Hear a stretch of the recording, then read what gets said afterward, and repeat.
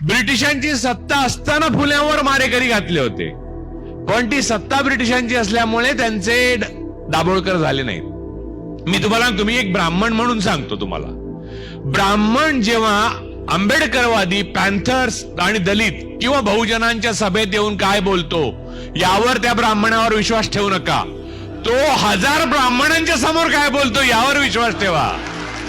तिथे दादर मध्ये महाराष्ट्राला मुंबई मिळाल्यावर पहिले डॉक्टर बाबासाहेबांचं स्मारक व्हायला पाहिजे, निदान राजर्षी शाहू महाराजांचं व्हायला पाहिजे, छत्रपती शिवाजी महाराजांचं व्हायला पाहिजे. सावरकरांचं कुठून आलं स्मारक?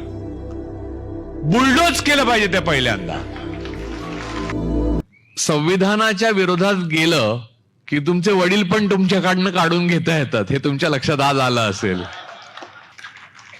मनुस्मृती या देशातल्या उच्चवर्णीयांच्या मनातून कधीही पुसली गेली नाही. ताकद आपल्याकडे कमी आहे तोपर्यंत ते चुप्प बसले होते, एवढंच. जेव्हा हिंदुत्व असं म्हटलं जातं तेव्हा ते जातीसहित येतं. हिंदुत्व हे जातीविरहित असू शकत नाही. दुर्दैवाने आज ब्राह्मणवादाची संपूर्ण पालखी बहुजन वाहत आहेत. त्यामुळे प्रॉब्लेम काय झाला, जेव्हा वेळ आली आत्ता मनुस्मृतीची पुनर्स्थापना करण्याची, तेव्हा बहुजनांमधले ओबीसी आणि मराठे सुद्धा ब्राह्मणवादाच्या पालखीचे भोई झालेत. त्यांना तो हिंदुत्ववाद वाटतो. आणि धर्मग्रंथांबद्दल बहुजनांना पराकोटीचा आदर का? कारण त्यांना वाचायचा अधिकारच नव्हता. त्यामुळे आतमध्ये काय लिहिलं हे माहित नसल्यामुळे आदर. बरं, गंमत अशी की संविधान हे सुद्धा एक धर्मग्रंथ बनवला, ते आतमध्ये काय लिहिले ते वाचलं नाही नंतर. त्यामुळे आपली जी परंपरागत सवय आहे, मूळ न वाचताच त्याच्यावर विश्वास ठेवणं, आणि हे काहीतरी पुण्यप्रत पुस्तक आहे. म्हणजे जर काही संविधानासंबंधी पूजा वगैरे निर्माण केल्या असत्या ब्राह्मणांनी तर आतापर्यंत सुरू पण झाल्या असत्या. तुमच्या कुंडलीमध्ये असंविधान योग दिसतोय, त्यामुळे जेलमध्ये जाल. तर ही शांती केली तर तुम्हाला पुन्हा संविधान योग प्राप्त होऊन तुम्ही त्यातून मुक्त व्हाल. अशी एक काहीतरी पुंगी सोडली तर मला खात्री आहे की कुठच्या तरी नदीच्या काठावर तुफान फायदा होऊ लागेल. मी तुम्हाला सांगतो, तुम्ही एक ब्राह्मण म्हणून सांगतो तुम्हाला, ब्राह्मण जेव्हा आंबेडकरवादी, पॅन्थर्स आणि दलित किंवा बहुजनांच्या सभेत येऊन काय बोलतो यावर त्या ब्राह्मणावर विश्वास ठेवू नका. तो 1000 ब्राह्मणांच्या समोर काय बोलतो यावर विश्वास ठेवा.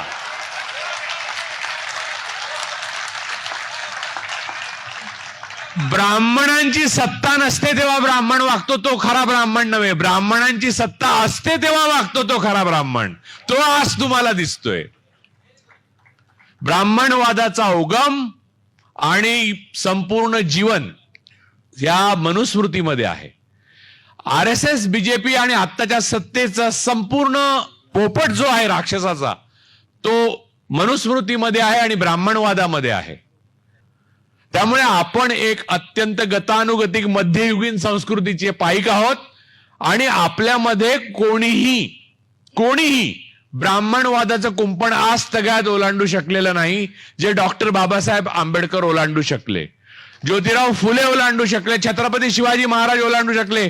पण गागाभट्टाने महाराजांचा राज्याभिषेक केल्यावर सांगितलं की तू सर्वांचा राजा आहेस पण आमचा नाहीस, म्हणजे ब्राह्मणांचा नाही.